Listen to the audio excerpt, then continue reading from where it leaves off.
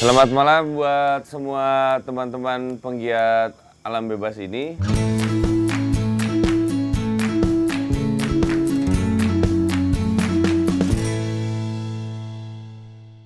Dan selanjutnya akan dijelaskan lagi, ini ada emang saya, paman saya, Manggali. Aduh. Manggali. Silakan. Hei. Sok, Mang. Siapa? Malam ini di samping teman-teman para penggiat alam terbuka di sini hadir para legenda alam terbuka di Indonesia ini. Yang paling muda, Kang Bongkeng. Saya nggak tahu berapa gunung yang sudah dihadapi. Kalau kita catat, catatan rekornya mungkin 1 rim nggak selesai. Masih ada yang lain-lainnya. Di usianya baru 27, 26. 26. 26, 6-nya 2 maksudnya. Jadi 66 tahun. Oke teman-teman, kita dengarkan Kang Bongkeng. Kang.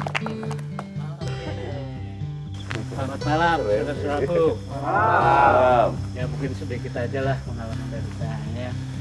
Yang tadi gimana saudara-saudaraku tahu bahwa saya katanya umur saya 66. Saya bergiat dari tahun 70-an lah sudah mulai berkegiatan di alam terbuka. Nah, setelah saya masuk perhimpunan Wanadri, ya saya baru mengenal juga ilmu pengetahuan tentang teknik hidup di alam terbuka gitu. Jadi ya memang demikian. Jadi kalau kita mau menjadi seorang pendaki gunung atau pecinta alam ya harus berwawasan pengetahuan gitu teknik hidup di alam terbuka.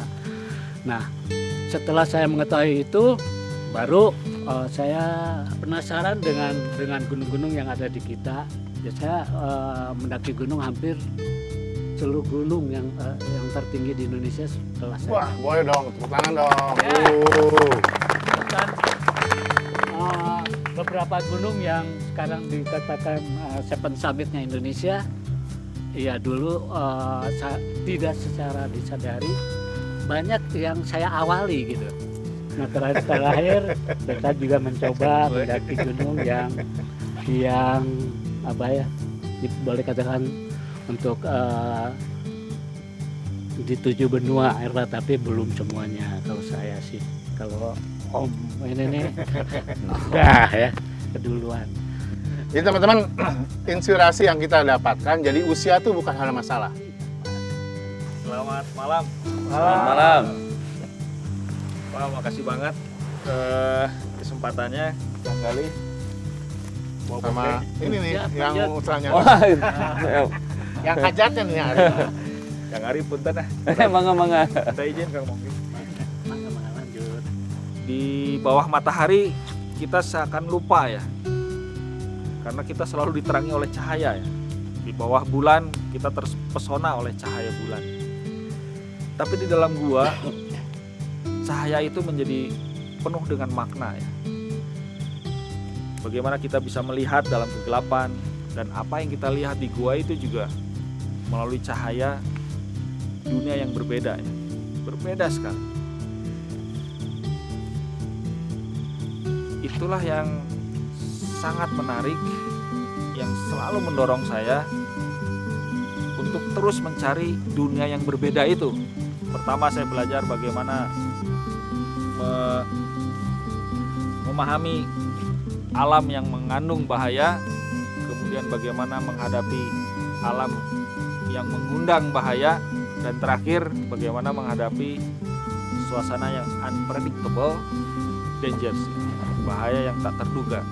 Oke, teman-teman sekalian, ada 3 hal ya yang kita dapat pelajaran tambahan tadi dari Kang Bongkeng, sekarang dari Dr. Vindi. Teman-teman beruntung hari ini kita hadir salah seorang pemuncak Everest yang dipunyai oleh Indonesia, Kang Kweceng. Ya. Tepuk tangan. Pertama saya mengenal dunia petualangan sebenarnya nggak jauh beda dengan Kang Arif. Pada saat itu lulus SMA minta izin 2 tahun untuk bermain. 2 tahun itu perjalanan begitu saja menguap sampai suatu saat diajak naik gunung ke Gunung Gede. Pendakian pertama nggak nyampe ke Gunung Gede, tapi di situ ada sesuatu yang saya dapat yang pada saat itu nggak bisa diceritain. Saya pulang dari situ, saya berpikir ternyata naik gunung itu membutuhkan pengetahuan dan keterampilan. Saya mendaftarkan diri bergabung dengan organisasi yang pelatih saya berada di situ. Daftar di situ, sok menghadapi pendidikan dasar, tetapi di situ saya mendapatkan satu pembelajaran. Ketika dihadapkan dengan kondisi medan yang tidak biasa, pelatih saya bilang, nikmati Tuan pendidikan dasar ini. Dalam hati, apa yang harus dinikmati gitu ya. Orang udah capek naik gunung gitu, lapar gitu kan, tunduk, ngantuk gitu. Tapi setelah dipikir, ya ini yang gue pilih gitu. Apapun kondisinya, ya gue harus hadapi. Salah satu kunci suksesnya, jadi nikmati. Belajar menikmati kondisi yang sulit gitu. 1 minggu itu nyaris angkat tangan gitu.